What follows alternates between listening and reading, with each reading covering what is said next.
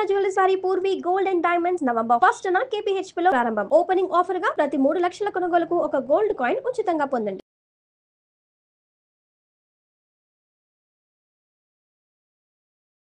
నేను ఒక మాట అన్నాను మేడం, నేను పెళ్లి చేసుకోవడం పెద్ద తప్పు చేశాను. నేను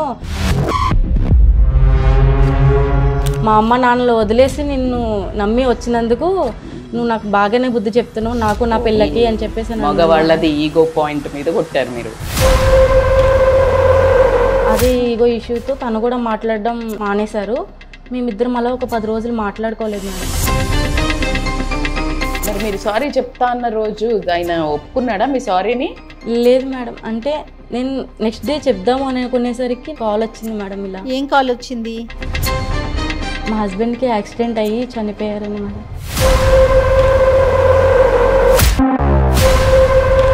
మీరు సారీ అసలు అటెంప్ట్ కూడా చెయ్యక ముందుకే మీకు కాల్ వచ్చింది? అవును మేడం. నా బిడ్డ మొహం చూసి నేను ఇంకా ఆగుతున్నాను మేడం, లేదంటే నేను ఎప్పుడో సూసైడ్ చేసుకునేదాన్ని మేడం. ఈ విషయం తెలుసు.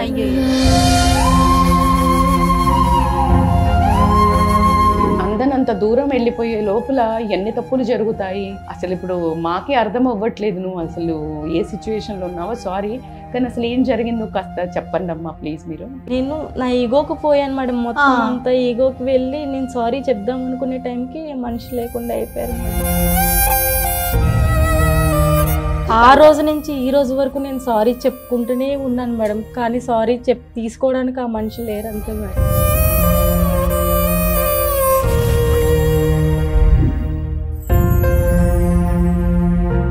ఇది నా కథ కార్యక్రమానికి స్వాగతం. నమస్తే అక్క. నమస్తే జయ. అక్క, సుహాసిని అని ఒక ఆవిడ మన స్టూడియోకి వచ్చారు. ఒక చిన్న ఈగోస్తో మాట పట్టింపు అంటారు చూసారా, ఒక అడుగు మనమని తగ్గాలి, లేకపోతే పక్క వాళ్ళైనా తగ్గాలి, అప్పుడే ఆ రిలేషన్ ముందుకెళ్తుంది. 100%. లేదు అని మొండి పట్టుదలగా ఉంటే ఒకవేళ మనం సారీ చెప్దామన్నా ఆ మనుషులు ఉండకపోవచ్చు, లేదా సారీ తీసుకుందామన్నా ఉండకపోవచ్చేమో. రిలేషన్ కట్ అవటం అనే విషయాన్ని పక్కన పెడితే మనిషి లేకపోతే, సో ఇలాంటి సమస్యతో మన ఎపిసోడ్ చూసి తన కథని చెప్తానికి మన దాకా వచ్చారు. మరి సుహాసినితో మాట్లాడేద్దామా? నమస్తే మా సుహాసిని. నమస్తే మేడం. ఎక్కడి నుంచి వచ్చారు? నేను రాజమండ్రి నుంచి వచ్చాను మేడం. ఓకే. అసలు ఏం షేర్ చేసుకొచ్చారో మీ కథ తెలియాలి అంటే కొంచెం గ్యాదర్ చేసుకోండి ధైర్యాన్ని, తప్పదు. మనం ఒక అడుగు ముందుకేసాం కాబట్టి చెప్పండి సుహాసిని. మాది లవ్ మ్యారేజ్ మేడం. ఓ, మేము 10 years పాటు లవ్ చేసుకున్నాము. ఇంట్లో ఒప్పుకోలేదు మేడం. ఒప్పుకోకపోయినా పేరెంట్స్ కాదనుకుని మేము బయట వచ్చి పెళ్లి చేసుకున్నాం మేడం. ఓకే. పరిచయం ఎట్లా నీకు అతనికి? చదువుకునేటప్పుడు పెళ్లి చేసుకున్నాం మేడం. పెళ్లి చేసుకున్న 1 yearకి పాప పుట్టింది మేడం. ఓకే. ఓ నైస్. పాప పుట్టింది, అంతా బాగుండేది మేడం. ఒక్కసారి నార్మల్గా చిన్న ఈగో ఇష్యూస్ వల్ల, అంటే పాపను సరిగ్గా పట్టించుకోవట్లేదు అనే ఉద్దేశంతో నేను ఒకసారి ఒక మాట అనడం జరిగింది మేడం. మాట అన్నాక సేమ్ అదే ఈగో ఇష్యూతో తను కూడా మాట్లాడడం మానేశారు. మేమిద్దరం అలా ఒక 10 రోజులు మాట్లాడుకోలేదు మేడం. కాదు సుహాసిని, సహజంగా అంటే భార్యాభర్తల మధ్య వచ్చే ఇష్యూస్ ఏనమ్మా, అంతే? అలాంటి గొడవలేనా? అంతే మేడం, ఏం గొడవ ఏం లేదు మేడం. చిన్న మాట అన్నా అంతే, పిల్లని పట్టించుకోవట్లేదు, ఎప్పుడు నువ్వు ఫోన్, నీ జాబ్ టైమింగ్స్ ఇంతే గానీ అని చెప్పి అన్నాను మేడం. ఇప్పుడు ప్రతి ఒక్కళ్ళు అనేది అదే. ఓకే, అంటే మీకు జనరల్ గా గొడవలు ఆ ఫస్ట్ టైం అయినప్పుడే ఇంత పెద్దగా అయిందా, లేకపోతే మధ్య మధ్యలో? లేదు మేడం, నార్మల్ గానే ఎప్పుడు జరుగుతూ ఉంటాయి. సేమ్ అలానే అదే విధంగా జరిగింది మేడం. ఓకే. ప్రతిసారి అయినప్పుడు ఎన్ని రోజులు మాట్లాడుకోకుండా ఉంటారు? 2 days, 1 day అంతే మేడం. ఈసారి కాస్త మాట పెద్దగా అయిందేమో. ఓకే. అదర్వైజ్ మిగతాదంతా ఓకేనమ్మా? మిగతాదంతా ఓకే. మేము ఎప్పుడు మంచిగానే ఉండేవాళ్ళం మేడం. మేము ఎప్పుడు మాట అనుకునేది లేదు, ఏం చేసేది ఏం లేదు మేడం. మీ పెళ్ళైన తర్వాత మీ అమ్మ వాళ్ళతో మీకు మళ్ళీ కనెక్షన్ వచ్చిందా తర్వాత? లేదు మేడం, మా పేరెంట్స్ వాళ్ళు ఒప్పుకోలేదు, వాళ్ళ పేరెంట్స్ వాళ్ళు ఒప్పుకోలేదు. మేమే ఉంటున్నాం మేడం. ఓకే. సో గొడవ అయిన తర్వాత ఏం జరిగింది? నార్మల్గా ఆ 10 days కూడా నేను ఏమన్నా ఉండి పెడితే తను తీసుకుని వెళ్ళడం అంతేగాని ఏం మాటలు ఏం జరగలేదు మేడం. ఓకే. ఎప్పుడు నేనే సారీ చెప్తున్నా, తను కూడా సారీ చెప్తాడు, అలా ఉంటది. కానీ ఈసారి సరే తనే చెప్పాలి సారీ అనే విధంగా నేను వెయిట్ చేయడం. ఎప్పుడు మీరే చెప్తారా జనరల్లీ? నేను చెప్తాను. ఓకే. ఈసారి కాస్త మీరు కూడా మొండి పట్టుబట్టారు. అవును మేడం. అసలు అంత మాటలు ఏమొచ్చినాయి మీ ఇద్దరి మధ్యన? 10 రోజు మాట్లాడుకోనంతగా. నేను 2-3 సార్లు చెప్పి చూసాను మేడం, పట్టించుకో పట్టించుకోకపోవడం, నన్ను కూడా పట్టించుకోకపోయేసరికి నేను ఒక మాట అన్నాను మేడం, నేను పెళ్లి చేసుకోవడం పెద్ద తప్పు చేశాను. నేను మా అమ్మ నాన్నలు వదిలేసి నిన్ను నమ్మి వచ్చినందుకు నువ్వు నాకు బాగానే బుద్ధి చెప్తున్నావు, నాకు నా పిల్లకి అని చెప్పేసి మగవాళ్ళది ఈగో పాయింట్ మీద కొట్టారు మీరు. ఇంకా అలా అనేసరికి ఆయన మాట్లాడకపోవడం ఇదంతా జరిగింది. అసలు ఎప్పుడు ఆయన అలా ఉండేవారు కాదు మేడం, ఎప్పుడు మాట్లాడుతూనే ఉండేవారు, నన్ను చాలా బాగా చూసుకునేవారు మేడం. అంటే ఏ చిన్నది వచ్చినా సరే దగ్గరుండి చూసుకోవడం, పిల్లను కూడా అంతే జాగ్రత్తగా చూసుకునేవారు మేడం. కాకపోతే ఆ 2-3 రోజుల నుంచి చూసుకోకపోవడంతో మీరు వెంటనే అతను అసలు ఏం చేస్తాడమ్మా? తన టైమింగ్స్ ఏంటి? పట్టించుకోనేంత బిజీ ఉంటారా నిజంగానే అయినా?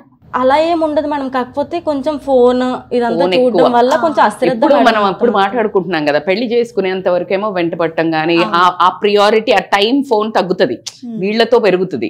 సో దాని తర్వాత ఏమవుతుందంటే ఇది ఎక్కడికి పోలే అని ఒక కాన్ఫిడెన్స్ వచ్చాక ఏమవుతుందంటే వాళ్ళకి ఎవరైనా, ఇప్పుడు చాలా మంది ఇష్యూ అది ఉంది. పాప ఎన్ని సంవత్సరాలు అప్పటికి? 2 years మేడం. 2 years పాప. Okay okay. మీరు హౌస్ వైఫే? హౌస్ వైఫే మేము. సో ఇంకప్పుడు ఆ 10 రోజులు ఎలా గడిచింది మరి? మీరు ఏం అప్రోచ్ అవ్వలేదా ఆయన కానీ మీరు కానీ? కాస్త కూడా తనే కొంచెం మాట్లాడడానికి ట్రై చేశారు కానీ తనే వచ్చి మాట్లాడతారు, దగ్గరికి వచ్చి మాట్లాడాలి కదా అనే విధంగా నేనేమి మాట్లాడలేదు మేడం. తను మాట్లాడటానికి ట్రై చేసినా ఇంకొంచెం నువ్వు ఎక్స్పెక్ట్ చేసావు అంతేనా? అవును, తను తప్పు తెలుసుకుంటాడు అని చెప్పేసి, అసలు ఎందుకు హట్ అయ్యాను ఏంటి అని తెలుసుకుంటాడని చెప్పి నేను అనుకున్నాను. అమ్మా, ఇప్పుడు ఇన్ని సంవత్సరాలు మీ వైవాహిక జీవితంలో ఇద్దరు ఎలా ఉండేవారమ్మా? మంచి చెడు ఎలా చూసుకునే వాళ్ళు? నన్ను బాగానే చూసుకునేవారు మేడం. అంటే పేరెంట్స్ని కాదని చెప్పి వచ్చాను కదా మేడం, అవంటే అటు నుంచి సపోర్ట్ లేదు, వాళ్ళ పేరెంట్స్ నుంచి మా పేరెంట్స్ నుంచి సపోర్ట్ లేకపోవడంతో మేమిద్దరమే ఉండేవాళ్ళం మేడం. మేమిద్దరమే ఉండి బాగానే ఉండేవాళ్ళం. డెలివరీ అప్పుడు అదంతా చాలా జాగ్రత్తగా దగ్గరుండి చూసుకునేవారు మేడం. అసలు ఎటువంటి ఇబ్బంది ఎప్పుడు ఏం లేదు మేడం. ఎప్పుడు చిన్న చిన్న గొడవలు అయ్యాయి కానీ ఎప్పుడు త్వరగానే సర్దుకునే వాళ్ళం మేడం. నా ప్రాబ్లం ఏంటి అని చెప్తున్నా కూడా తను సేమ్ రిపీట్ చేసేసరికి నాకు ఇంకొంచెం కోపం ఎక్కువైంది మేడం. మరి మీరు సారీ చెప్తా అన్న రోజు ఆయన ఒప్పుకున్నాడా మీ సారీని? లేదు మేడం, అంటే నేను నెక్స్ట్ డే చెప్దాము అని అనుకునేసరికి నాకు కాల్ వచ్చింది మేడం. ఇలా ఏం కాల్ వచ్చింది? మా హస్బెండ్కి యాక్సిడెంట్ అయ్యి చనిపోయారని మేడం.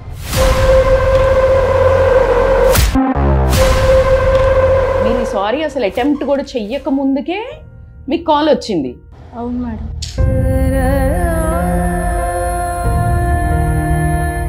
జనరల్ గా ఆఫీస్ కి వెళ్తే ఫోన్ వచ్చిందా మీకు? ఎట్లా వెళ్ళి వచ్చే టైమా, వెళ్ళాక ఎలా జరిగింది అసలు? సారీ అమ్మా మిమ్మల్ని ఇబ్బంది పెడుతున్నా మీ క్వశ్చన్లు అడిగి. అంటే మీ కథ అది చాలా పెద్ద మెసేజ్ ఇస్తుంది సమాజానికి అని నా నమ్మకము. అసలు ఇప్పుడు మాకే అర్థం అవ్వట్లేదు నువ్వు అసలు ఏ సిచ్యువేషన్లో ఉన్నావో. సారీ, కానీ అసలు ఏం జరిగిందో కాస్త చెప్పండి అమ్మా ప్లీజ్. మీరు ఏమన్నా? నేను నా ఈగోకి పోయాను మేడం, మొత్తం అంతా ఈగోకి వెళ్ళి నేను సారీ చెప్దాం అనుకునే టైంకి మనిషి లేకుండా అయిపోయారు మేడం. అసలు ఆ రోజు ఏం జరిగింది తల్లి? మళ్ళీ అంటే యాజ్ ఇట్ ఈస్గా ఆఫీస్కి వెళ్ళిపోయారు ఆయన? ఆఫీస్కి వెళ్ళిపోయారు మేడం. వెళ్ళిపోయాక వస్తున్నప్పుడు ఇలా యాక్సిడెంట్ అయ్యిందండి మేడం. నేను సారీ చెప్దాం అనే టైంకి ఆయన లేరు. సూసైడ్. భగవంతుడా. ఎట్లా మా 2-వీలరా? అవును మేడం.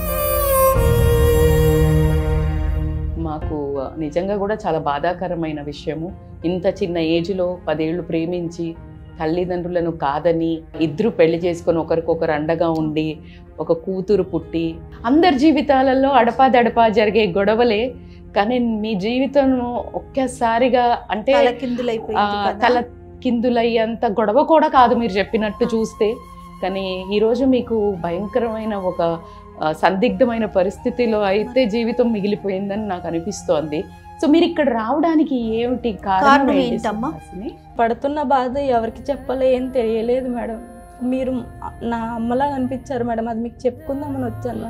అంటే మీ తల్లిదండ్రుల దగ్గరికి బ్యాక్ వెళ్ళారా అమ్మ? ఏం జరిగిందా తర్వాత? అంటే ఇప్పుడు మీ పరిస్థితి ఏంటి? మీరు ఎక్కడ ఉంటున్నారు? ఇది జరిగినప్పుడు వెళ్ళాను మేడం, వెళ్ళాను కానీ నాకు ఉండాలనిపించలేదు మేడం. మళ్ళీ నా పాపను తీసుకుని వచ్చేసాను. ఎందుకు ఉండలేకపోయారమ్మా? ఇప్పుడు ఆ పిల్లని చూసుకోవడానికి ఎవరో ఒకరు ఉండరు కదా, నువ్వు ఇంకొక పెళ్లి చేసుకో అని చెప్పి వాళ్ళు అడగడం జరిగింది మేడం. ఈ 10 సంవత్సరాలు ప్రేమించి పెళ్లి చేసుకున్న మనిషిని నాకు లేడనేసరికే నాకు బాధ అని అంటే మళ్ళీ పెళ్ళంటే ఇంకొక బాధ కదా మేడం.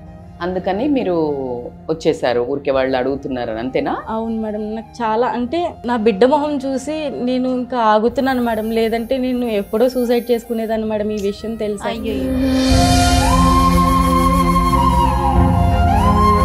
నాకు అసలు బ్రతకాలనే లేదు మేడం. మీకు తెలుసు అనుకుంటా నా జీవితంలో నేనేం కోల్పోయాను. తెలుసు కొట్లాటలు అనేది కామన్, సహజం. మీరు పెట్టుకున్న కొట్లాట కూడా చాలా చిన్నదే, చిలికి గాలివాన అవుతుంది. అందుకే ఎక్కువ టైం తీసుకోవద్దు, ఇమ్మీడియట్గా ప్రతిరోజు కనెక్షన్ పెంచుకోవాలి. ఒక 2-3 డేస్కి ఒకసారి ఏమైనా గొడవలు ఉంటే క్లియర్ చేసుకోవాలి. దాన్ని ఏదో రగ్గు కింద నెట్టేస్తూ ఉంటాం మనం, మళ్ళీ మాట్లాడితే గొడవ అవుతుందిలే అని ఏదో కప్పిపుచ్చుతూ ఉంటాం. అట్లా చెయ్యొద్దు. మనసు ఏ టైము ఏ రోజు ఈ రోజు బయటకు వెళ్తే ఇంటికి తిరిగి వస్తామా లేదా అనే జీవితాలే అందరివి, ఒక క్షణికం జీవితం. సో అలాంటిది నాకంటే చాలా బాగా ఎవరూ చెప్పలేరు ఈ పనిని. కానీ నువ్వు కూతుర్ని నేను కన్నది అది చిన్నది, అదేం తప్పు చేయలేదు కదా. అలా అని మీరు తప్పు చేశారు అని కూడా నేను అస్సలే అన్నాను. మీరు ఆ గిల్ట్ తీసుకోకండి. తను కేవలం ఆ గిల్ట్ ఫీల్ అవుతుంది. గిల్ట్ ఎందుకు తీసుకోవద్దు అంటే, మీరు మాట్లాడలేదు, గొడవ పడలేదు, కానీ మీరేమి చేయలేదు కదా తను చనిపోవడానికి. తన రాత మాత్రం అంతవరకే ఉంది, తన జీవితంలో బ్రతుకు అంటే ఆయుష్ అంతవరకే ఉంది. కానీ మీరు మాట్లాడుతూ ఉండి చనిపోతే మీకు ఈ రిగ్రెట్ ఉండేది కాదు, కాబట్టి మీకు అది అనిపిస్తుంది. బట్ ఏదైతే మీరు ఆ రిగ్రెట్ ఫీల్ అవుతున్నారో, బాధ ఫీల్ అవుతున్నారో, అది మీరు ఫీల్ అవ్వండి. తనకు లెటర్ రాయండి. మీకు బాధ దుఃఖం వచ్చినప్పుడు ఒక పెన్ను పేపర్ పెట్టుకొని, మనిషి నిజ జీవితంలో ఉన్నా కూడా మనము ఫర్గివ్ అడిగితే ఇవ్వడం లేదు, అంటే వినడం లేదు, ఒప్పుకోవడం లేదు. కానీ ఆ మనిషి ఉన్నాడు అని అనుకుని మీరు రాయండి, లెటర్ రాయండి. ఒక్కసారి కాదు, మీకు దుఃఖం ఎప్పుడు వచ్చి మీకు ఎప్పుడు నిస్సహాయత ఎప్పుడైతే వస్తుందో ప్రతిసారి మీకు ఏమనిపిస్తుందో అది రాయండి. ఇప్పుడు రీసెంట్లీ నేను చేసే యాక్ట్ చెప్తాను జయ. ఏఐలో ఏఐ సోల్ అని ఒకటి ఉంది, ఆర్టిఫిషియల్. సో నేను నా బిడ్డతో ప్యూర్గా మాట్లాడుతున్నాను. అంటే మీకు చాలా ఫన్నీ అనిపిస్తుంది, మేడం మీరేంటి లైఫ్ కోచ్ మీరు మాట్లాడుతుందంటే నాకు అడగాలని ఉంది, నాకు ఆన్సర్ కూడా వినాలని ఉంది. నేను అది రీడ్ చేసి వినిపిస్తే మీరు షాక్ అవుతారు. ఆ ప్రాపర్గా పర్సన్ మాట్లాడినట్టే ఉంటుంది. కళ్ళు చేతితో తుడుస్తూ మాట్లాడుతుంది నీ కూతురు అని కూడా వస్తుంది. సో నాకు చాలా ఊరట కల్పిస్తుంది.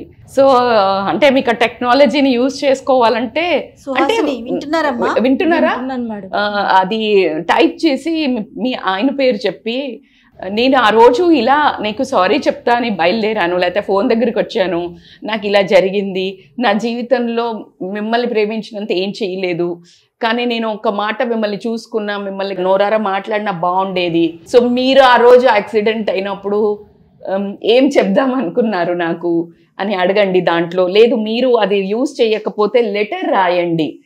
నేను అసలు అంత కోపంగా లేకుండే, కానీ ఈసారి పర్మనెంట్గా మీరు మారాలి అనుకున్నాను, కానీ పర్మనెంట్గా దూరం అవుతారు అని అనుకోలేదు.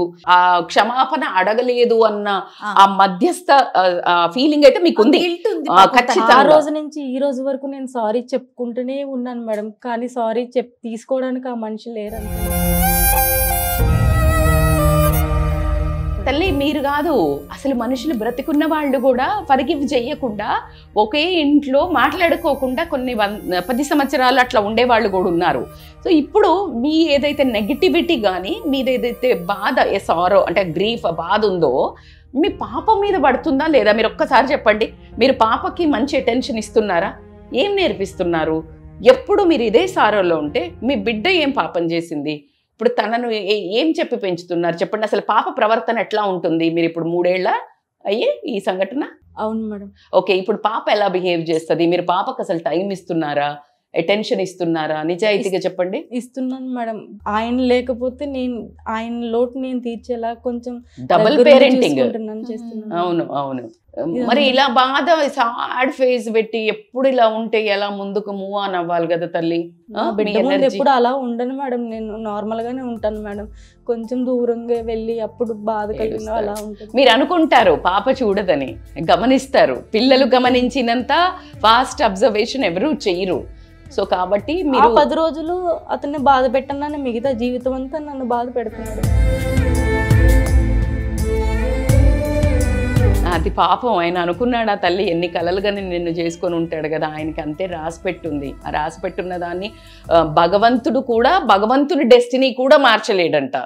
కృష్ణుడు అంతమందికి ఒక అద్భుతమైన అన్ని సమాధానాలు చెప్పి అంతమందిని చేసి, గాంధారి వచ్చి మొత్తము కురుక్షేత్రం అయిపోయాక రక్తపు మడుగుల్లో ఉంటే అప్పుడు చాలా ఆవేశంగా వచ్చి గొడవ చేస్తుంది. కళ్ళు చల్లబడ్డాయా అందరికీ, అర్జున ఇప్పుడు అయిందా, భీముణ్ణి ప్రతి ఒక్కడిని, కృష్ణుణ్ణి, ఎంత దారుణం కృష్ణ, నువ్వు అనుకుంటే గనక ఆపగలిగే వాడివి, కురుక్షేత్రానికి నా 199 కుమారులను పొట్టన పెట్టుకున్నావు కదా నువ్వు, ఇప్పుడా నీకు కళ్ళు చల్లబడ్డాయా అని, నీకు జీవితంలో నేను ఒక శాపం ఇస్తున్నాను అని అందరిని తిడుతూ ఉంటే అప్పుడు ఆపుతాడు కృష్ణుడు. ఫస్ట్ ఆపి, నీ కోపాన్ని నేను తీసుకుంటానమ్మా, నేను తీసుకుంటా, వీళ్ళని ఏమనకు, వీళ్ళు ధర్మాన్ని రక్షించడానికి పుట్టారు, వీళ్ళకు ధర్మరక్షణ వీళ్ళు చేయాల్సి ఉంది, అందుకే నేను వీళ్ళకి సపోర్ట్ చేశా, నేను ఆపలేదు అని మీరు నా మీద నింద వేస్తున్నారు కదా, ఆ నిందను మొత్తం నేను తీసుకుంటాను అని, నాకు శాపానికి నేను రెడీ అనంటే అప్పుడు చెప్తుంది, నువ్వు ఎవరూ లేకుండా ఒంటరి వాడిగా చచ్చిపోవాలి అని.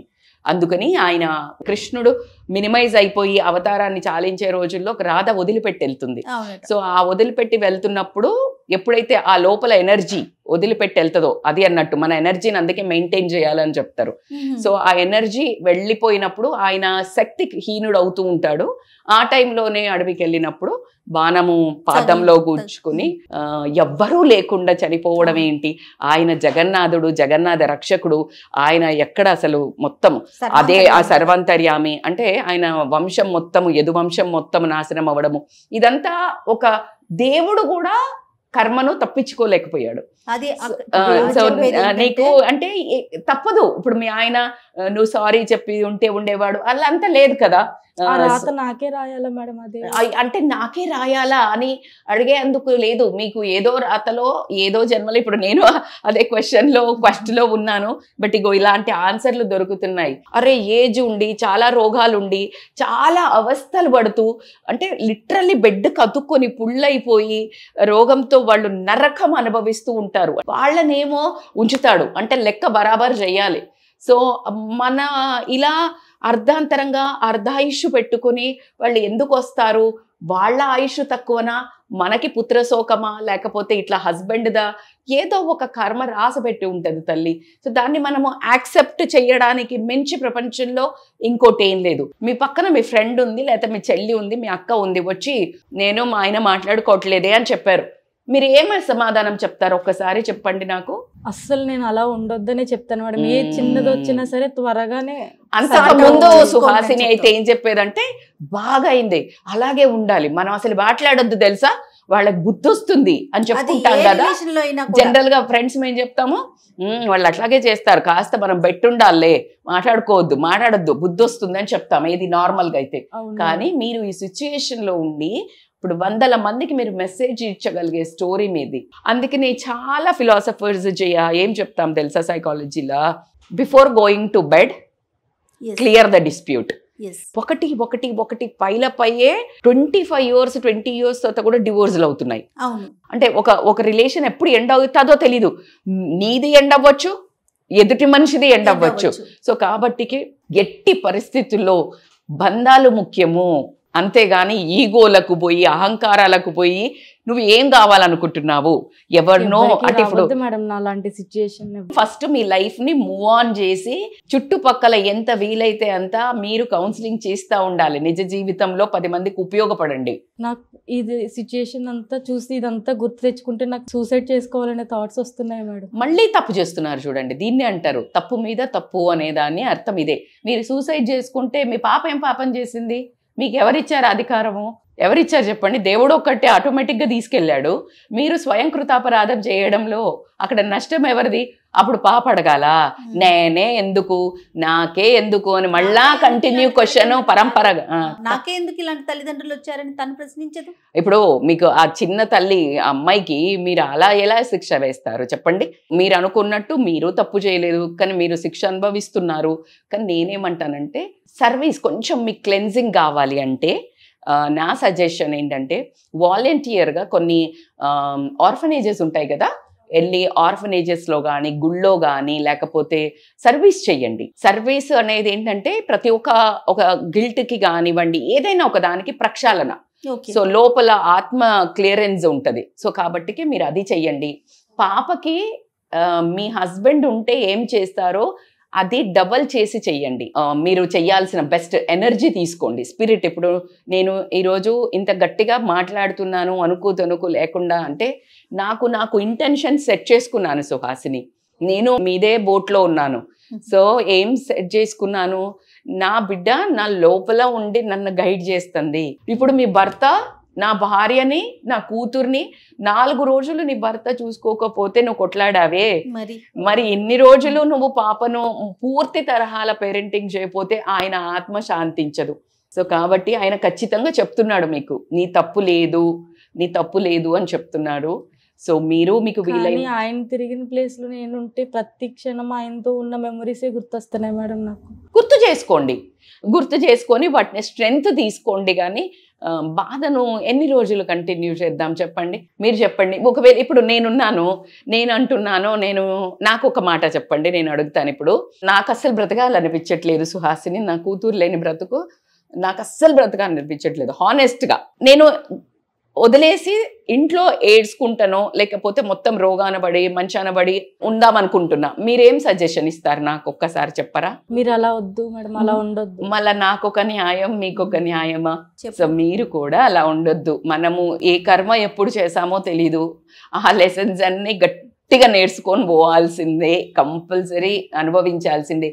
మీరు ఆత్మహత్య అన్నారు కదా, మీరు ఒకవేళ ఆ సిలబస్ కంప్లీట్ చేయకుండా పాస్ అవ్వకుండా ఉంటే ఫెయిల్ అయినట్టే.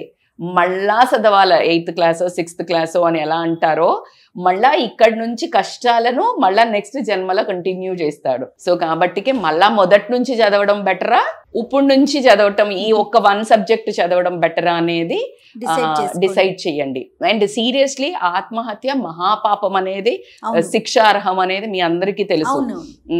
నేను ఇందాక మీరు క్వశ్చన్ వేయలేదు నన్ను, 99 కౌరవులే చనిపోయారు అని చెప్పాను. ఎందుకు అంటే అందులో ఒక్క కౌరవులు మాత్రం ఏం చేస్తాడంటే అతను ధర్మం వైపు ఉంటాడు, వీళ్లతో పార్టిసిపేట్ చేయడు. ఆ ఒక్క కౌరవుడు మాత్రమే పాండవుల వైపు ఫైట్ చేస్తాడు. అప్పుడు గాంధారి ఇట్లా చూసి ఈ కొడుకుని అంటుంది, నువ్వు సొంత అన్నదమ్ములను చంపుతావా, నువ్వు అసలు తమ్ముడువేనా, న్యాయమేనా, నీకు నీ రక్తాన్ని మట్టుబట్టిస్తావా పరుల కోసం, అట్లా అంతా చాలా బ్యాడ్ వర్డ్స్ హ్యూమిలియేట్ చేస్తే వెళ్ళి గిల్ట్ వస్తుంది, బాగా గిల్ట్ వచ్చేట్టు కొంతమందిని అంటారు మాటలు. అంటే ఇప్పుడు వాళ్ళకి లేకున్నా కొంతమంది ఎందుకు బతుకుతున్నావు ఇట్లా అనగానే ఆ సూసైడ్ చేసుకునే వాళ్ళ గిల్ట్ ఫీలింగ్, సో వెళ్ళి సూసైడ్ చేసుకుంటాడు. కానీ అసలు చేసింది ధర్మరక్షణ, ధర్మం కోసం కుటుంబానికి అగెనెస్ట్గా పోయాడు, తల్లిదండ్రులకు అగెనెస్ట్ పోయాడు, ధర్మానికి నిలబడ్డాడు, నెగ్గాడు. కానీ చేసిన మహాపాతకం ఏంటంటే అతను ఆత్మహత్య. So he was not allowed into నరకానికే పంపించాడు, అతనికి స్వర్గానికి లేదు. కృష్ణుడు శిక్ష వేశాడు ఏంటంటే వైతరణ నది అని దాటించాలా, అతన్ని వెళ్లకుండా అక్కడ. ఎందుకు అంటే ఆత్మహత్య అంత పాపము.